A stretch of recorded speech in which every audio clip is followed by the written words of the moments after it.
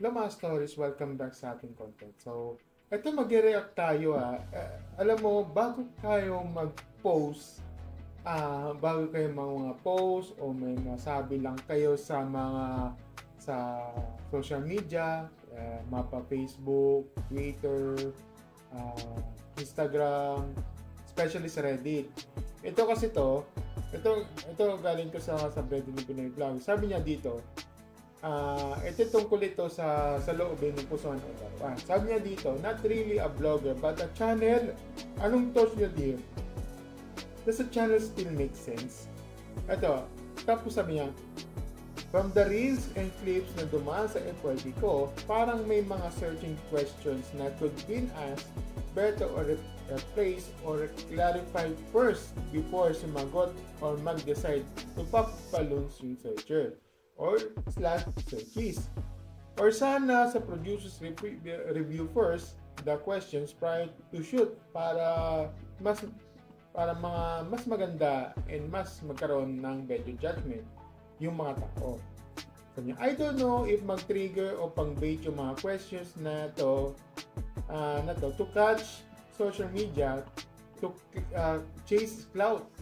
Then still go back to my point. Yeah, it's a game, but it's dating game that impacts emotions, feelings, and reactions. Tapos meron siyang sinabi na disclaimer, I have never watched any of the shows.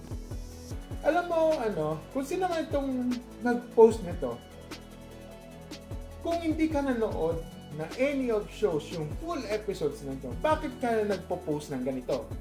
Diba? Bakit ka na nagpo-post na ito kung hindi mo alam yung mga context? Yan ang sinasabi ko sa inyo eh. Kung magawa post kayo, kung may masabi kayo, pero hindi kayo inaalam yung context, ang inaalam nyo yung mga clips, yung mga slice videos. Diba? Yan yung inaalam nyo. Kaya hirap sa inyo kung makapagsabi kayo na may masabi kayo, kung makapag-rant kayo sa internet, bakit nyo tinatanong to? Okay? Bakit nyo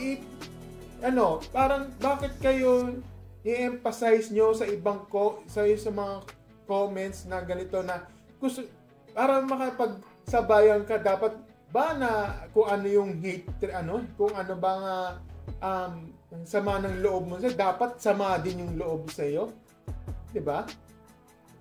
Napaka-ironic naman 'to. Naman 'to. Ako alam ko may ako dito napanood ko 'to at wala naman akong doon, any of it. Yung nga lang, ito kasi ganito. Napanood ko since episode 1, nagka-trend yan yung part ng kung naalala mo si Golden Retriever Boy. Pinanood ko yun. Walang doon. Medyo may mga napapansin sa ibang netizens na baka siya sumasayaw, yung iba naman siya na bakit ganito yung hawak na ito. For example, ito. Alam ba, itong mic na to, bakit daw na ganito? Anong masama doon? This is part of yun. Diba? Well, kasalanan niya yan eh. This is style na yun. Bakit niyo pinakikialaman? Yan ang hirap sa inyo eh. Bakit kayo bakit kayo, kung ano yung nakikita nyo sa internet, may masabi kayo, bakit ganito yung hawak niya, bakit ganito yung salita niya, English, Pilipino naman tayo. Bakit yun? Kasi hindi nyo inaalam yung context. Yan katulad nito. 'Di ba? Yan ang hirap sa inyo. Napapaniwala kayo sa mga social media. Yan yung sinasabi mo.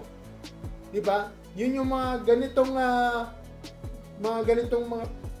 pinagsasabi mo dito na hindi mo nga inaalam. 'Di ba? Bakit mo kung makapag-rant ka, tapos sasabihin mo yung disclaimer, I never watched any of the shows?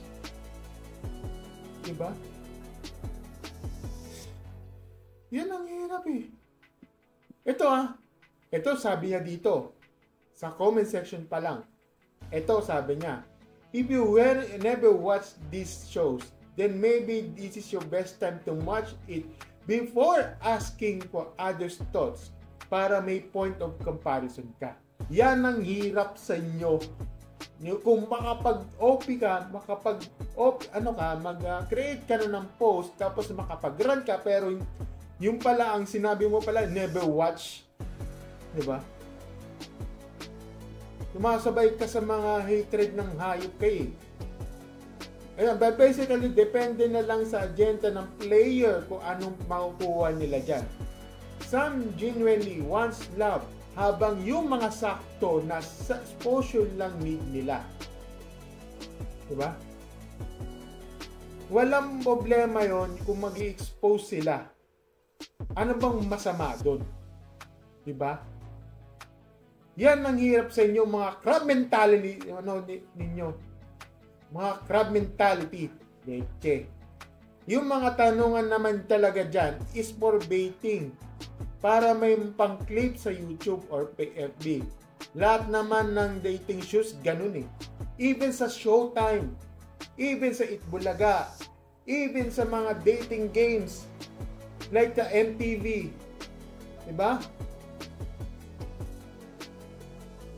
Yan ang hirap sa inyo. Yan ang hirap sa inyo eh. Nininiwala kayo sa mga clips na, bakit dito yung sinabi niya ganito? Hindi nyo kasi inaalam. Diba? Yeah. Itong mga to, kung makapag-hatred yun, hindi nyo inaalam. Yan ang ito mga to, dumadaan. Kaya hirap sa inyo eh. Yan ang hirap sa mga Pilipino, yung talagang yung proof, yung mahina kayo sa contradiction.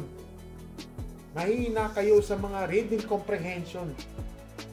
Kung nakita nyo lang yung video na to, yung clips na to ng 6 to 10 seconds or less, or between, yun yung papaniwalaan nyo. Hindi nyo kasi inaalam.